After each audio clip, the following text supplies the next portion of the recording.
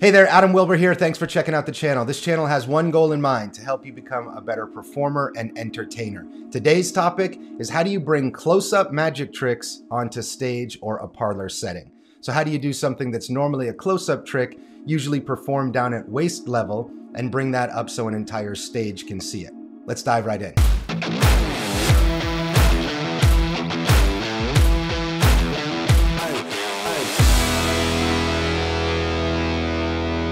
Before we get started, please do all the good stuff: like, subscribe, and share. If you find value in this content, it means the world to us. I'm going to keep these short and sweet with just as much nuggets of gold as I can possibly cram into a couple minutes. We don't want to take a lot of your time. And as always, these videos are non-monetized. They are sponsored by us. If you want to support this channel, just check us out at vulpinecreations.com. Awesome. Let's dive right in. How do you bring close-up magic tricks onto a stage?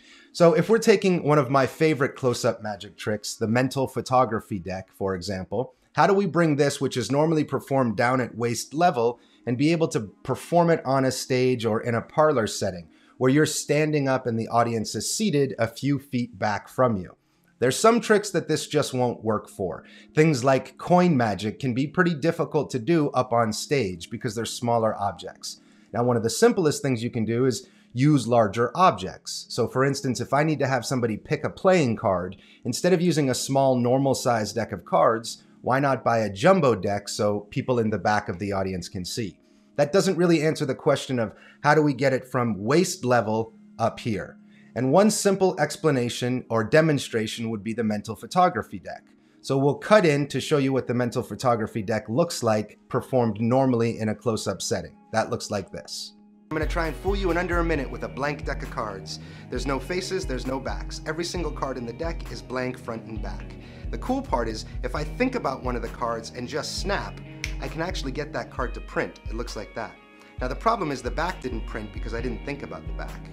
If I wanted the back to print, I can get it to print, but it prints down at the bottom where you'd least expect it. Now that's cool in itself, but the really neat part is if I touch that queen vanishes, as well as the back. So now we're back to where we started with. No faces and no backs. Let's go for broke here. Let's snap 3 times. 1, 2, 3. And we get 1, 2, 3 cards to print. But not just the faces, not just the backs, but the faces and backs of every single card in the entire deck. Now we can play a game of poker, anything we'd like. Let's end this trick how we started it, which was with the blank deck, face and back, no cards printed on any side. All right, so that's how mental photography is normally performed, right at waist level, inches in front of a spectator's face. I have performed this on stage in a few settings, and it's a pretty simple technique. Instead of putting the focus down here, I'm just gonna adjust my body and put the focus up here, okay? So 2 things happen. Everybody in the audience can see, but it also brings the magic up to my face, which is nice because I want the audience to read my face. If I'm smiling on stage having fun, then they're going to smile and have fun. If I'm looking at something and I act amazed, wow, that just happened, then the audience will follow suit and act amazed as well. So anytime you can elevate your magic up by your face is a plus. It lets them see your face and it lets them know you're having a good time. One thing you have to keep in mind is you've got to be having a good time. So even if you're nervous, you have to get past those nerves and at least play, have fun, or at least let your face look like you're having fun, because the audience will be like a sponge. For whatever energy you're giving them, they're going to give back to you, okay? And in a few videos later down the line, we'll talk exactly how you can use that to your advantage. How can you change your facial expressions and your mood to make sure that the audience is coming along for the ride with you? But as far as bringing something from close-up to stage, it really can be as simple as, instead of doing the work down here and looking down waist level, just figure out a way to bring that up here. So for mental photo, for example, if I want to show people there's a blank deck of cards, I can show them this way. I can show a blank deck up here so they can see that all the cards are blank. When I want to do the move, I then draw attention here and cut this way to make the magic happen, okay? So it's the exact same routine, right? I'm cutting here to show something has happened. Now there's a really pretty color change where you can make this erase. It's a little bit harder to do up here, but it's also very, very doable. So instead of doing it at waist level like you saw in the video, I'm just gonna come here, relax for a moment as I speak to the audience, and in that moment, I'll do the move I need to come back up here and then make it vanish again, okay?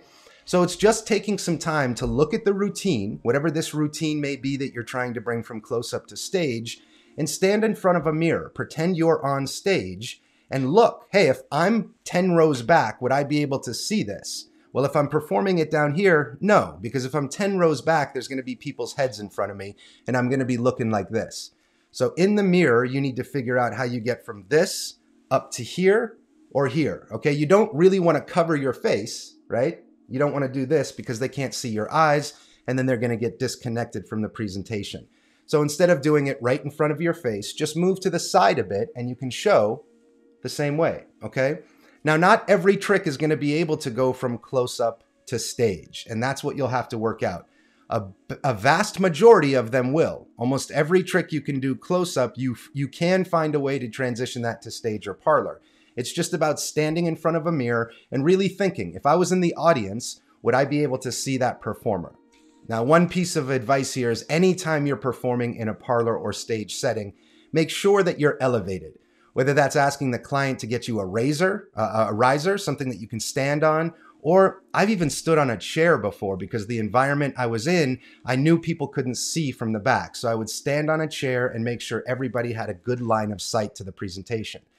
Now, in that performance, I was doing something down here, but I was on a chair, so there was no way that anybody could miss it.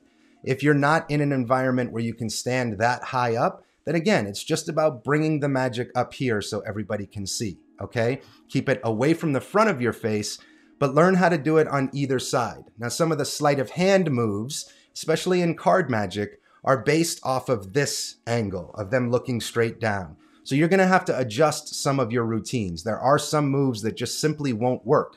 Things like a diagonal palm shift. That's a little bit harder to do on the elevated platform or plateau there. So you just have to work with the routine. Find out what routine you're trying to do, stand up and practice it in front of a mirror.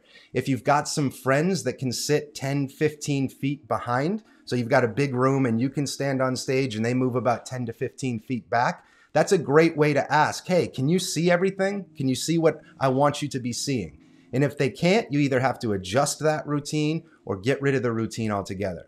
But I will say, almost every routine can be transitioned from a close-up routine to a stage. Not every single one, but a vast majority of them can. It's about routining it and looking at yourself in a mirror, and then even filming yourself helps a lot. If you can put a camera, even your iPhone, at the back of a room and do that routine, then just watch that video back. Is it clear? Can you see what you're supposed to be seeing? Are any of the sleight of hand moves flashing? When I do a lot of stage magic, I don't do a lot of sleight of hand for the main reason that it's usually best suited for close-up. But there are things I do, like the mental photography deck, just as I explained before. If I want to show something here, it's now appeared. I'm now going to come back, address the audience, do the sleight of hand move that I need to do, and then come back up to show again, and now execute the move, okay? So it's just breaking that move up into bits. Now, if I'm going to break the move up, I need something to kill that time. So if I'm showing that it's appeared here, normally in sleight of hand close-up settings, I'd go right into the move to make it vanish. But at this point, I need to show it. I need to address the audience to get that moment of, call it misdirection or relaxation. They think the magic has happened. I address the audience again, which allows me to come here, do the move that I need to do, and then instead of making it vanish down low, I'm just gonna bring it back up here and vanish it up here, okay?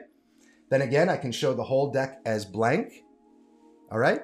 I'm gonna come back, and now if I want to show the entire deck as printed, I can do the same thing. I'm just gonna do it up here, pause a beat, and make sure everybody in the audience sees it. It's another important note. If I'm performing up here, there's a good chance that this audience on this side will only catch a glimpse of my side and they won't see it. So I pause and I make sure everybody sees it, okay? Now if I want to show the entire deck, it's the same idea. I'm going to address it up here and show the deck this way, okay? So they can see all the cards. I might even come to the other side to show this audience the same thing, okay? And then when I want to make them vanish again, I'm going to break that moment, let them relax a bit, Say something, come back up here, and now do the vanish one more time where the whole thing vanishes, and now we can show the whole deck once again completely vanished. So that's one simple example of how you can bring a close-up trick up on stage. Let's take something like a coin trick. Say you want to do a coin manipulation, and normally you're suited to doing that close up. If you want to bring that up on stage, can you do it with a larger coin? Or could you eliminate that coin routine and do something that's better suited for stage, like the miser's dream? That's exactly what I did in a family show I did years ago. I really wanted to do something with coins, and I had been working on the Charming Chinese Challenge. Now, the Charming Chinese Challenge is a beautiful coin trick where coins penetrate a little rope. It's pretty hard to do on stage. So instead of doing that and redesigning the entire routine to do on stage, I switched it to a miser's dream routine. It uses some of the same sleight of hand moves, but it plays much bigger for a few reasons. There's an audible noise of every time a coin gets thrown into a bucket. So even if an audience member can't really see what's going on, now they can hear what's going on. So it allows it to play much bigger, okay? So it's really just about thinking about what's your stage, what's your environment, what is the seating arrangement, and making certain that everybody will be able to see the magic instead of just the first few rows. There's nothing more frustrating for an audience than not being able to see, especially if you're really good and those first few rows are clapping and going crazy, but the rows in the back just can't see the magic. It's a really, really bad show for the people in the back. So you have to be very, very aware. What is your performing environment? What are the sight lines? Are there any places that audience members won't be able to see? And before you step on stage, try and eliminate those. Talk to the event planner. Make sure that they know everyone needs to be able to see this. And if they can, have them send you a few photos of the performing environment. That's going to set the stage so you know exactly where you're performing and what to look out for. And the rest is just rehearsing, just like you rehearse close-up magic, whether that's in front of a mirror or filming yourself do it. Do the same thing with you standing on stage, but pretend you're the very last person in the audience and make certain you can see everything that you want them to see. So I hope that helps to sort of break the idea that you can't do close-up magic on stage. You can do a lot of great close-up magic on stage. It just needs to play a little bit bigger. You've got to fill the entire stage. I've seen Nate Staniforth go on stage with a deck of cards in front of 500 people and do a simple card trick that everybody does usually for close-up and absolutely destroy with it. You can do that. It's just about knowing your environment and knowing that it's got to play bigger so everybody can see. I hope that helps. And as always, if you did take something from this, please do like, share, subscribe, do all that stuff. But like I said, if you want to support us, just head over to vulpinecreations.com. That's where we put out all of our magic. And thanks for your time. We'll see you on the next video. So I got a little 7-year-old son. His name's Carter. He wants to learn magic. So this is the trick I give him so he can learn magic. It's foolproof because it's like a deck of cards, but they're not printed. They forgot to print faces or backs. You'll do me a favor. You're just going to play the spectator. And remember, I'm my 7-year-old son, okay? So touch a card. Just touch one. That one there. Remember your card. I'm going to show everybody. As fair as I can. That card goes in the middle. All I do is snap. It jumps to the bottom. Thank you very much. It's a gift. It's a gift. Now look, I try and tell my son, and a lot of you guys will know this, right? Whatever we can believe, we can achieve, right? Our minds are so powerful that if we believe it to the point where we believe it, we can make it a reality. Much like startups and things of that nature. But same with this. If we imagine and we believe that one of these is printed, we can print one. Check this out. We all imagine together. It takes just a second, but that imagination becomes reality and we print a card. Pretty cool. It doesn't last forever, right? And all you have to do is wave over and it looks like it disappears. No face, no back. We're right back to where we were. Now one card is cute, but let's try 3. Let's try one near the top, let's try one near the middle, and one near the bottom. 3 cards. Top, middle, bottom. If we've done our job, that's the one near the top, that's the one near the middle, that's the one near the bottom. Who's not imagining? There it is, that's the one near the bottom. Now here's the problem, we're imagining faces of cards but not the back. If we imagine a back, we can print a back. Watch. But it prints where you would least expect it, which is way down here on the bottom. So we've got a back and we've got a face. While it's cool, it's still not enough to play a game of cards with. So let's get rid of the back, let's get rid of the face, and let's start over with the blank deck. Now we can see 52 blank pieces of paper on both sides, nothing there. I want all of you guys at the same time to yell out 360 loud. That's all we're gonna do. I'll say 1, 2, 3. We all say 360 loud as you can. 1, 2, 3. 360 loud! Look what you guys did. You didn't just print a card and a back or 2 cards and a back. With the help of 360 Lab, you printed every single card, every single back. And now we're playing with cards. I will say, there is a problem. This is my favorite trick, and I call it my blank deck trick. The problem is there's no way to do the blank deck trick with a printed deck. Unless you wave over the face goes, wave over the back goes, and then we go right back to the blank deck. Thank you very much.